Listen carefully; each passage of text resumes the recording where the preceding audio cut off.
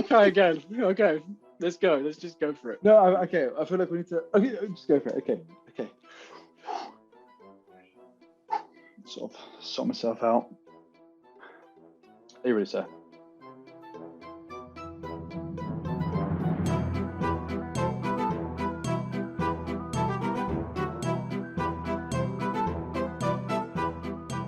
Hello and welcome to. No, don't laugh. You put me off. You did great. Okay. Hello and welcome to On Mount Stupid, The show where we chat about stuff we know nothing about. Pause? You need to come in. You need to come in straight away. What? That was really low. That was really fluid. No. Streamline, mate. Hello and welcome to On The Mount show where we talk about interesting stuff that we know absolutely nothing about. I'm one of your hosts, Jesse, and this is Michi. What we should do for the future is a mountain, and we can sit on the mountain, and then we literally are sitting on Mount Stupid, and it's perfect. I mean, is that a thing? Can we do that now? I don't. That's the one. There are like themed backgrounds that come with Zoom, and I don't think one of the main themed ones is a mountain, but you can like make your own. So yeah. We'll make a mountain for the next time, and then this is amazing. We're in a base camp on a transition from the trash we produced last year to the mountain of stupid, and this is the halfway house. It's perfect. What a fantastic analogy, right? But it has actually been a whole year as well, hasn't it? Well, just over a month. Yeah. A month and a year. So welcome back, everyone, to our annual podcast on Mount Stupid. So we're going to change the format a bit from last episode, but I suppose we can remind people of what the premise is briefly. So what is it again? It's a great start. So it's something that you told me, Jesse, that the Dunning-Kruger effect. Is that right? Have I pronounced that correctly? Yes. And so the point of that, of course, is that the more you know about something, the more you realize that you know nothing about that thing at all.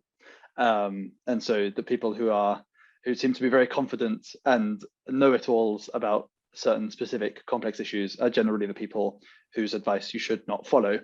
And in that vein, we've created a podcast where we're going to talk about things we don't understand. It's perfect. And it's perfect. There's so much to discuss. It's just it's never-ending, riveting conversations that we're going to have. So, thank you. Yeah. So on that note, would you like to start with your topic, my friend? What have you brought to the table today? What knowledge do you have to bestow on me? Man, it's more of a discussion, really. It's more of a discussion.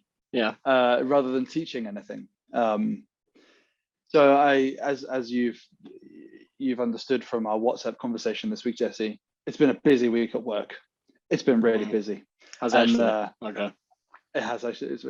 I'm glad you read my text. No, it's been really busy, and so all in my head is just finance stuff. That's all I can think about, and so I wanted to talk about that.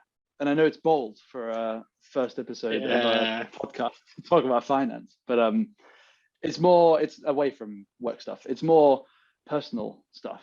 So I wanted to talk about how complicated / how not complicated managing your own personal finances is, and whether or not we should teach that sort of thing to 16, 17, 18-year-olds at school, because we never were. Yeah. What do you think? That resonates with me a lot. I talk about this actually quite a lot with Jamie, who I live with, right, as you know. And I've spent way too much time trying to work out how to budget my life and spreadsheet it and follow it, and it's really hard and I don't get it. So yeah, can you teach me how to do it? Like you've got qualifications in this stuff, man. Yeah, I'm on my way. But I think I do have qualifications in this stuff, and I think I'm really lucky in that regard, because before sort of a couple of years ago when I started working in this department, like I didn't have a clue. I really had no idea. And I realize now how ignorant I really was. And I'm sure in 5 years' time, as is the point of this podcast, I'll realize just how ignorant I am at this moment. But I mean, like, so the reason I started to think about this a lot was, as you know, Jesse, one of the worst days of my life. I applied for a credit card recently and I got rejected. As a 23-year-old man who's been working full time for a number of years, I can't get a credit card. And also someone who's sort of never been in debt, sort of never missed a payment, that sort of thing. I was really surprised by that fact. And then I sort of did a bit of research and realized what a credit score was and the importance of a credit score. And again, sort of like, I just think I am a financially literate guy, and I didn't know any of this. And if I'd sort of sorted out a few bits in my life a year ago, that wouldn't be a problem now. And I'm in a very privileged position in that I can sort that stuff out now, so I won't be in the situation in a year's time. But why are we not taught this at 16? Why are we not taught what a credit rating is, how to manage a credit rating, like debt management? Why is that something we don't talk about? Yeah, I don't know. Like, and I think actually, I don't know why, because the system wants to control us, Michi, and if we know too much, then we can then we can rebel and take over. No, I agree. I only worked out the credit card stuff as well, like two years ago, and that was by chance. I thought I understood it, and then someone I know like basically came along and went, "Oh yeah, I've got a credit card, and I'm using it to build my credit score." And I was like, "What? 19? Like what? I haven't even. I'm 21. I haven't even thought about it. Like what?" And it was like, and they taught me loads of stuff about it, and like there's some mad rules. Like you shouldn't spend more than 20% of your cap, otherwise that gives you bad credit score. And it's like, it's not like a hard rule, but it's kind of like that's roughly what you should do. And these sort of things are like, they're not even, as it not taught in school, but when I found, I don't know about you, when I was trying to research it online, it's not even very clearly communicated there. It's all really wishy-washy. I feel like I feel like I got my head wrapped around most of it now, but yeah, it is very much like it's a game where, like, if you can navigate it, you can get a lot of good stuff out of it. But because like now I'm on like a rewards card, and it is massively paying off. Not massively, but like enough that it's worth it. Like I'm getting some tangible benefit from it.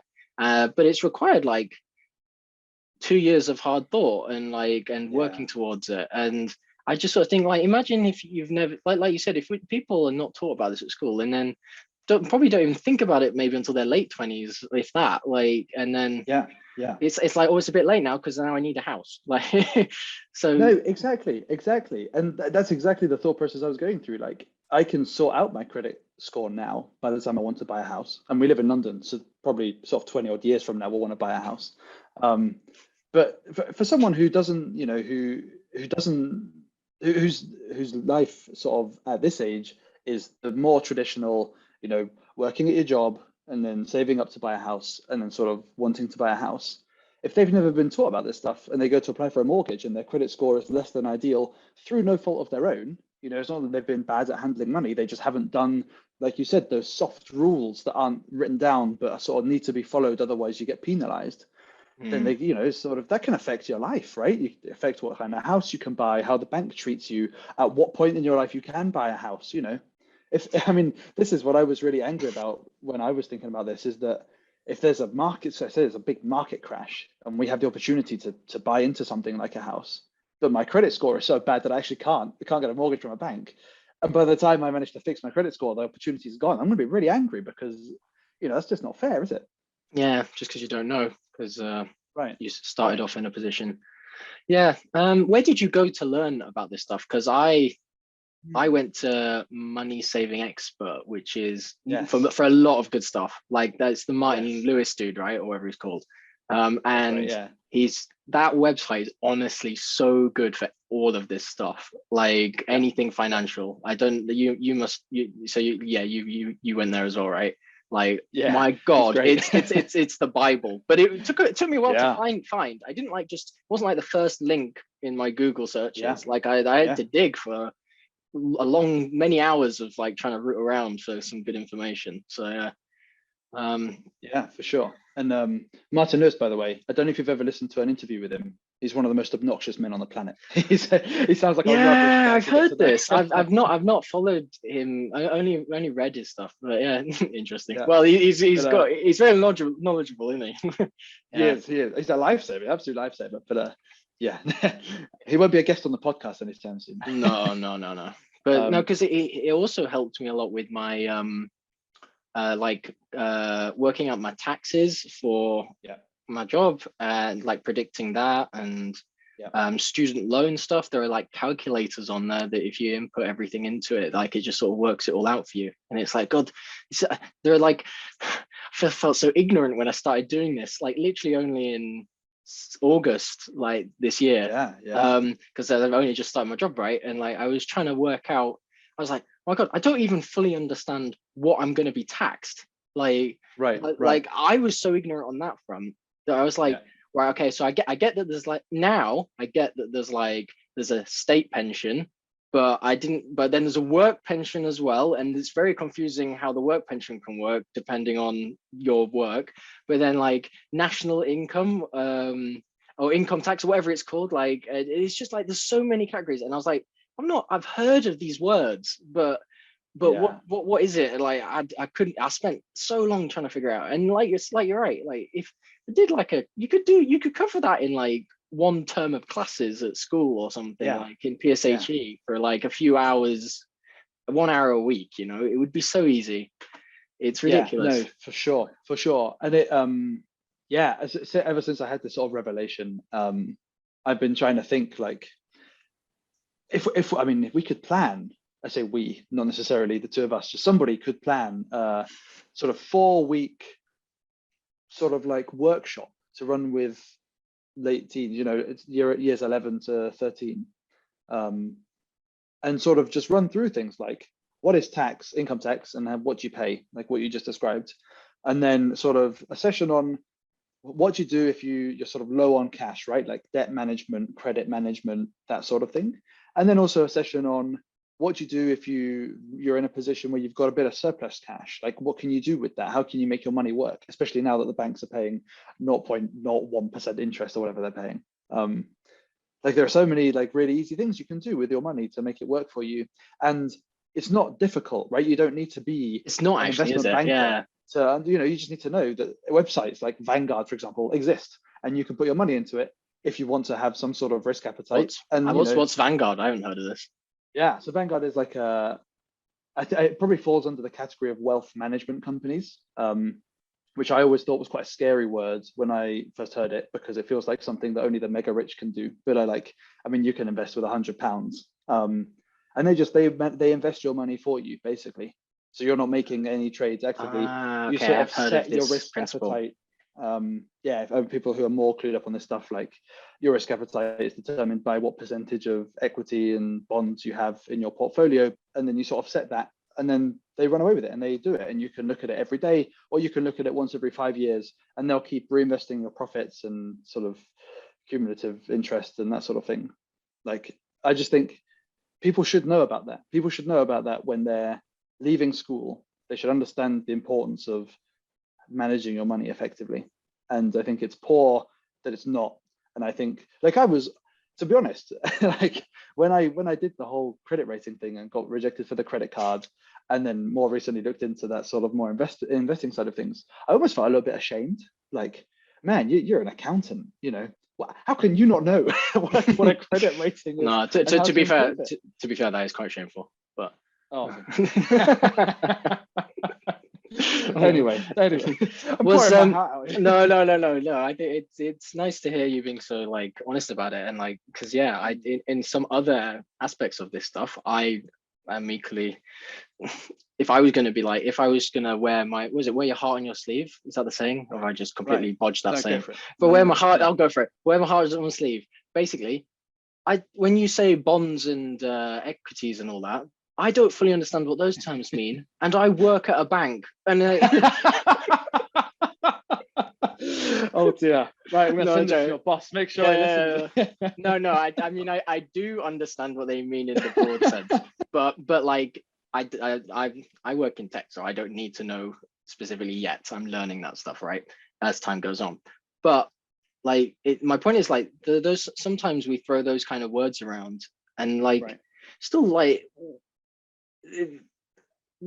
all of this, the fact that terms like that are so distant to me until recently, and only because of my job, those terms should be something that everyone knows about and has learned at school. Those are things that should be essential to your day-to-day life, right? Like, it's this, it comes down to this sort of argument of like, when we joked is like, when we were younger, like, when am I ever gonna use integration in my life? It was like, to some extent, I kind of get that point, right? Like, learning about how to manage your finances is much more useful skill to most people than learning how to integrate. Like, yeah.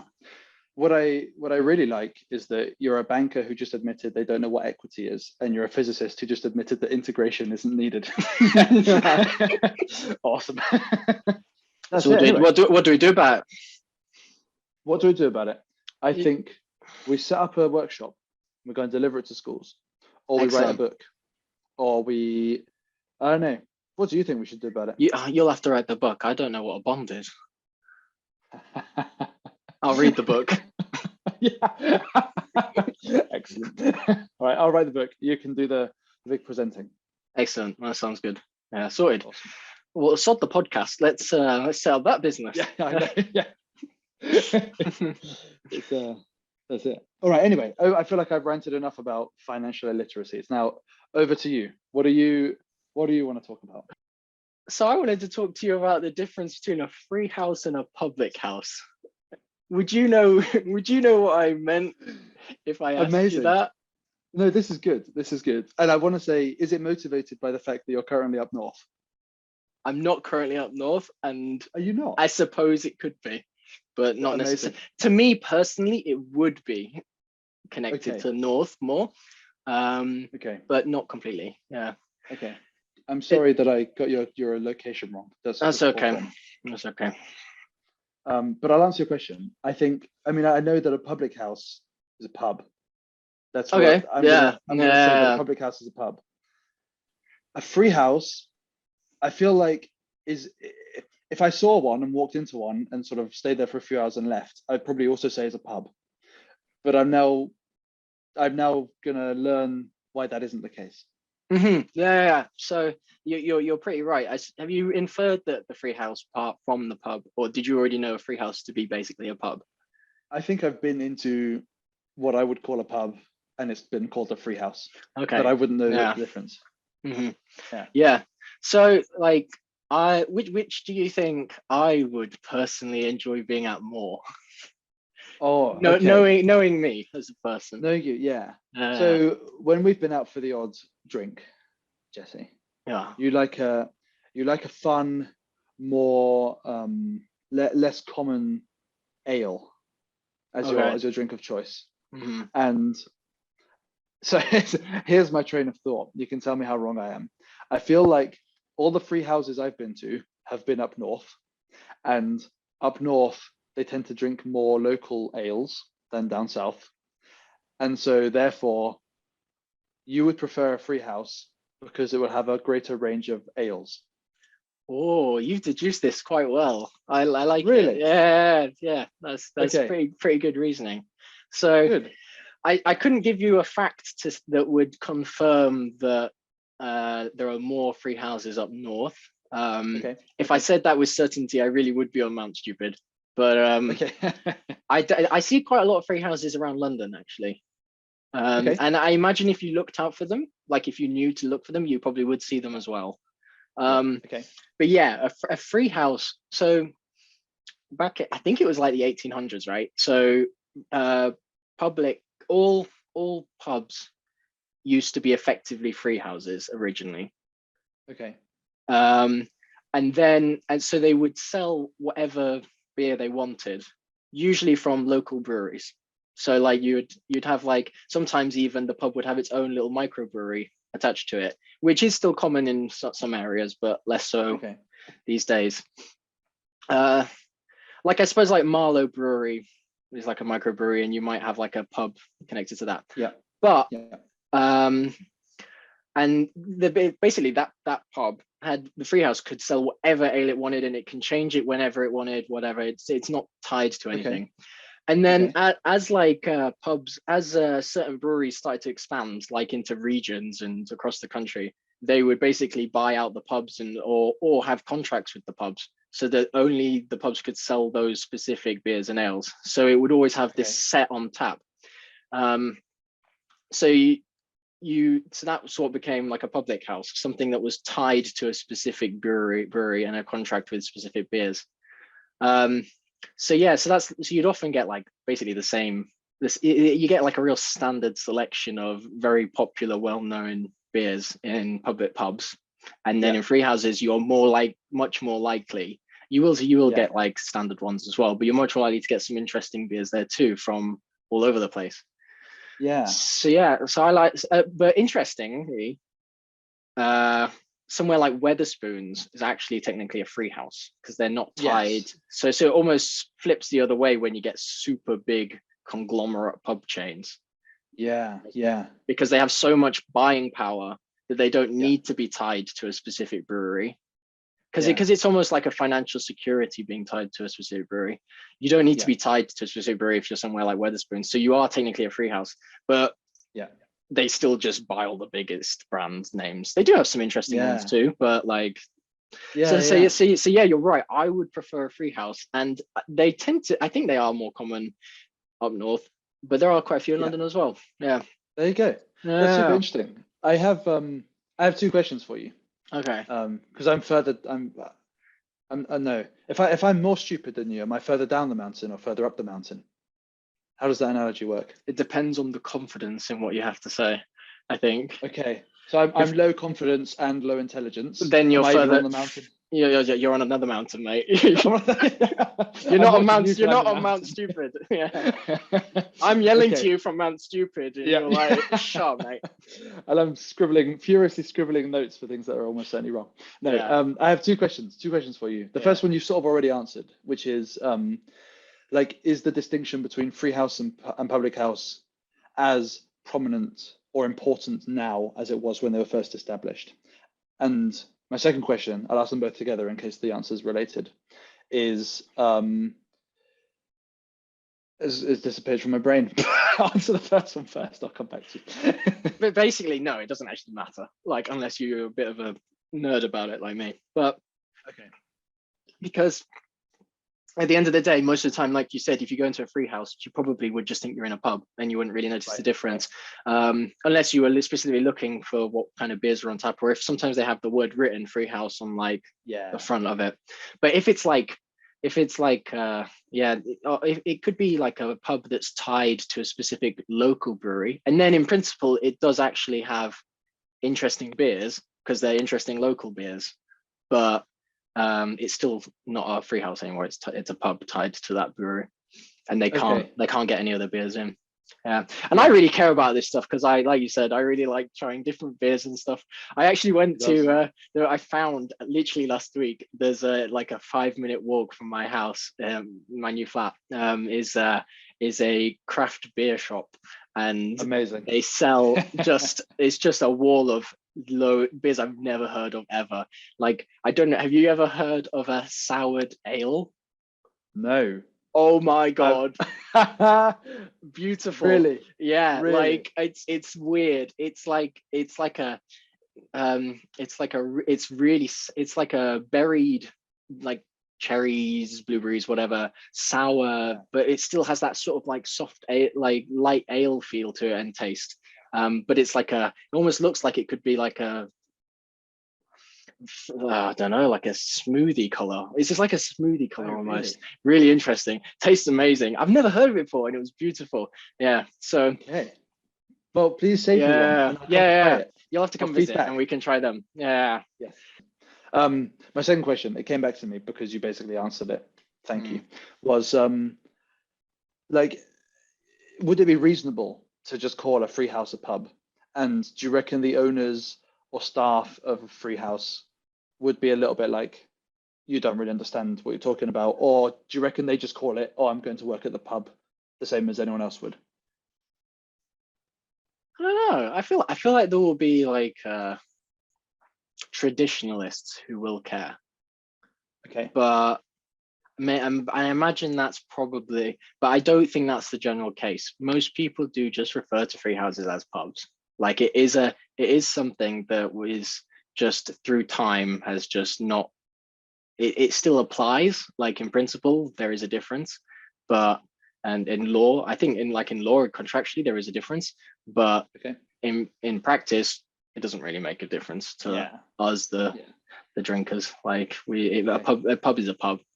Yeah. There isn't a difference in atmosphere or vibe. It's not like a pub is like the modern sort of gentrified pub vibe, and then a free house is the cozy oldie woldy styled fireplace pub. There's no that's not how it's differentiated. It really is just to do with we're in a free house now. It really is just to do with being tied into a different contract, a specific contract. Yeah.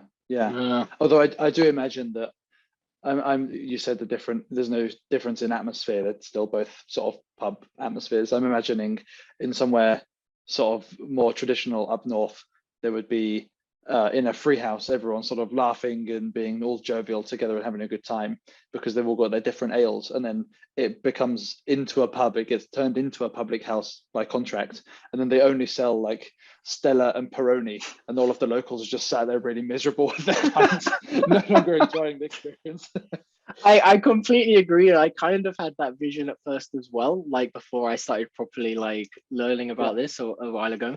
But no, because of the very fact that, like, for example, you can be a pub that is tied to a local brewery that does like really interesting beers, but it's like your local brewery that's down the road, and you might be in the middle of nowhere in the middle of Yorkshire, but that you are a pub to that brewery. And maybe like there's a few other pubs like that brewery, that microbrewery will serve the pubs in that area, and everyone in that area knows that those beers. But for someone coming in, they'll be like, whoa, this is mad, like this is beautiful.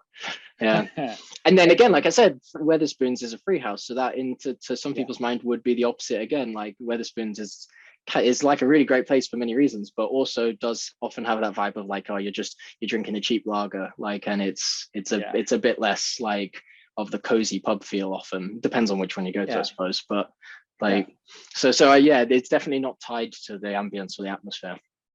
Oh, awesome. I do have one more point, a more serious point. Okay, this is a serious podcast. I'm wearing a shirt. Oh yeah. I'm wearing a Christmas jumper. Yeah, I saw that. Yes, it's quite a nice Christmas jumper. Thank you. Every year, you need a new one. I've been seeing this. I got this one a week ago. No, this is a new one. Wow. Thank you, friend. No, I know. I thought you were in Yorkshire, and I thought this was an old Christmas. This is really poor form. I'm so sorry. Poor form. I'm glad that we get to have these chats. What is your other question, my friend? My final question is, what made you think of it? That topic. Also, is that what is that? Is that wine with lemon? Actually, in the spirit of Yorkshire, it's a dandelion and burdock. Wow. Do you know of dandelion and burdock? Yeah. For anyone that doesn't know, it's like the best cola. Goes really well with fish and chips. What made me think of that topic? Yeah. I was on the bus home and I was going past a pub and it said free house. And I was like, oh yeah, amazing. I find that I know that and find that interesting. Let's have a chat about that. Yeah. Awesome. Yeah. Well, thank you. Thank you. Thanks. I am on the mountain now. I feel on the mountain, just a little bit lower than you. Perfect. Excellent. And I am none the wiser about what a bond is, so excellent, sorted. I didn't teach you on purpose.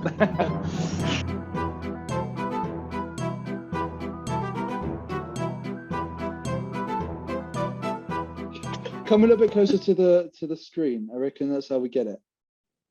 Oh, Oh, Oh, love.